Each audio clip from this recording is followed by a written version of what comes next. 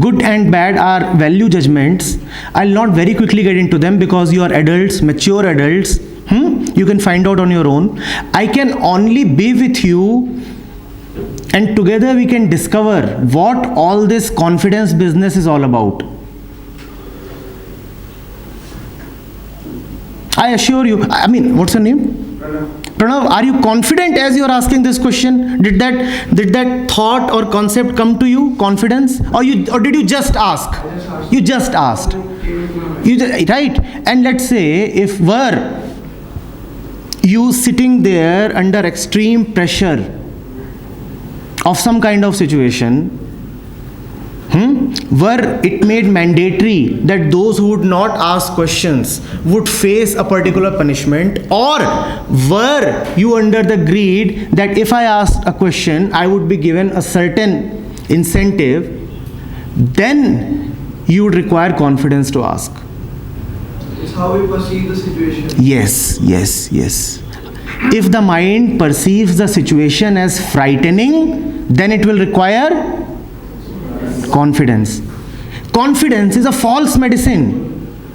The real thing is, let there be no fear, then confidence is also not needed. Let there be no fear, then confidence too is not needed. But we have been brought up on a dose of confidence, and people have felt very nice. You see, he is so confident. Parents would say, my son is so confident. Your friends would make a hero of you. Confident chap, that one. Without realizing what we are talking about. Right? Funny, isn't it, right? Yeah. As we grow up, we adopt negative beliefs and the false assumptions and the fears from the world around us. These become our invisible fences. How to overcome these?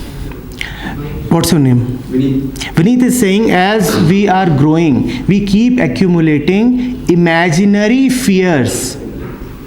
We keep accumulating imaginary fears, and he is asking how to get rid of them. Vineet, if you are so clear that these are imaginary, why do you want to get rid of them? Were I so clear that I am talking about something imaginary, what is the need of getting rid of it? The very realization that it is imaginary is getting rid from it. You are done, home. What's left to achieve? You have known that it is imaginary.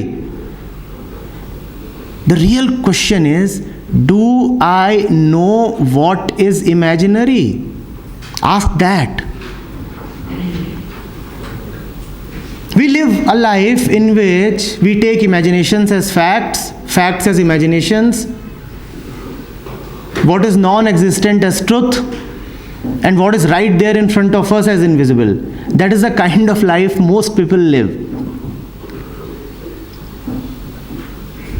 Sitting over here, you are asking me, at this moment, how do I get rid of imaginary fears? When the fear is right there in your face, then do you tell the fear you are imaginary?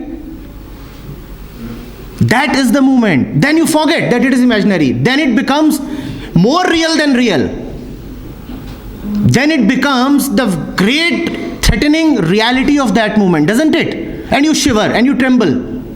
The most confident of you starts trembling when faced with fear. And we face fear every day in different ways.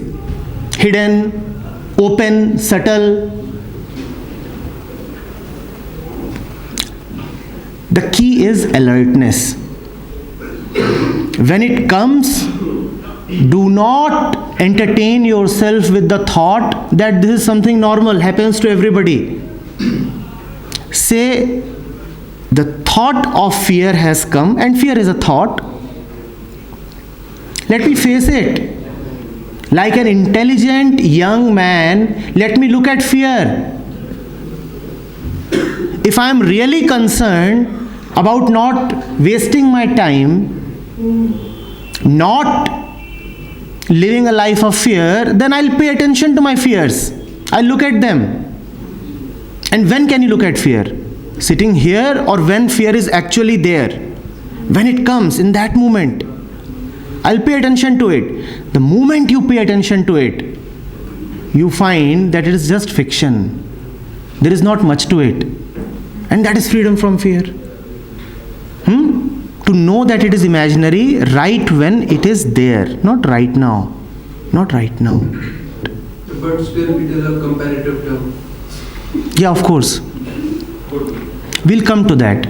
That if there is only duality and both ends of duality depend on each other, then it's like saying that X depends on Y depends on X, and any intelligent man would get up and ask, what do both of these depend on?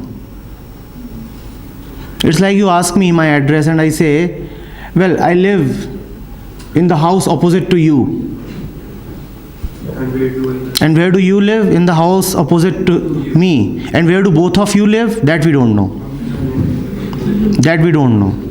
Right? So, had we paid attention to what I said on duality, we would have quickly asked, sir, what you are saying leads to something very interesting. Is there something non-dual as well? But you didn't ask, so it's all right, I won't answer. Yes, next question.